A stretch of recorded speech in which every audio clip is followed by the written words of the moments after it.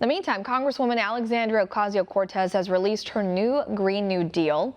And that's the plan there that she presented just recently, only that the plan isn't quite getting the reaction she might have been hoping for and isn't necessarily the plan that she had initially presented. Now, One America's Jack Posobiec sits down with an expert to reveal its true origins.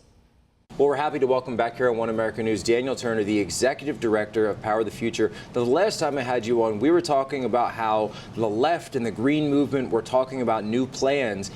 Now we've seen the rollout, completely disastrous, of this thing, the Green New Deal. Tell me, what is in this thing and where does it come from? Yeah, it's an absolute disaster. And the fact of the matter is that if climate change is such a severe threat to our nation and our existence as human beings, why does the vast majority of the Green New Deal talk about healthcare, education, housing, guaranteed cost of living, right? None of this has to do with climate or climate change, and this is the focus of the Green New Deal. So it's a horrible piece of legislation, and it was categorically laughed at here in D.C. Where does this come from? Is Ocasio-Cortez the first person that's brought this up? She's brought it to the limelight as like a national issue, but the Green New Deal goes back to Jill Stein talked about this when she ran for president back in 2016.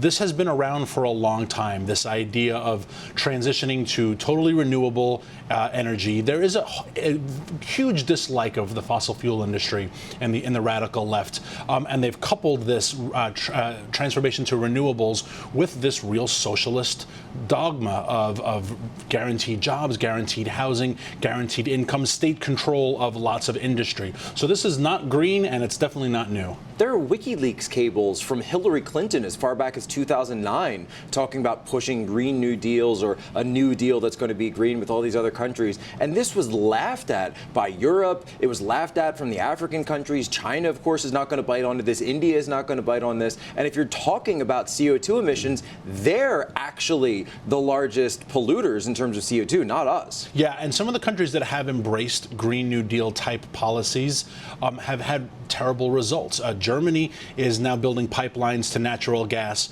with Russia, right? So that's bad for German sovereignty.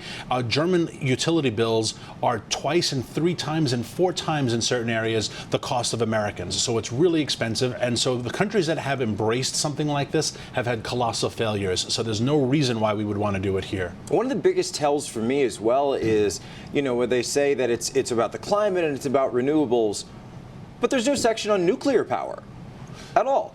Yeah, they hate nuclear power for some reason, and if you want to talk about the greenest form or the cheapest form of electricity, it is definitely nuclear. But the Green New Deal seeks to abolish all nuclear power, and even though the actual written piece didn't say they want to abolish fossil fuel, that in that larger FAQs and the guidelines that were considered controversial, they said that the goal is to move away from fossil fuels within the next 10 years. It's such a laughable and asinine proposal that it's no wonder why they got laughed out of D.C. What does it mean now that so many presidential candidates have signed on to this? I think the scary thing is that they signed on to it without actually reading it, because as more and more people read it, they realized how ridiculous it was. There was a lot of pushback against it. Congresswoman Ocasio-Cortez was forced to retract certain parts of it and re-explain. And now no one knows what the Green New Deal is because versions are getting pulled from the web and put back up, etc. So all these candidates who all want to run for president all embraced it, but none of them knew what was in it. So what does that say about what type of leaders they would be if they were given presidential authority, that they're embracing things they don't even know what they stand for? Doesn't sound like the kind of people that I want running my country. No. Daniel Turner, thank you so much for being on with us again. Thanks for having me. Want to see more videos like this? Click on the link below and subscribe to One America News on YouTube. And call your cable provider and kindly demand that One America News is added to your lineup. Call and subscribe today.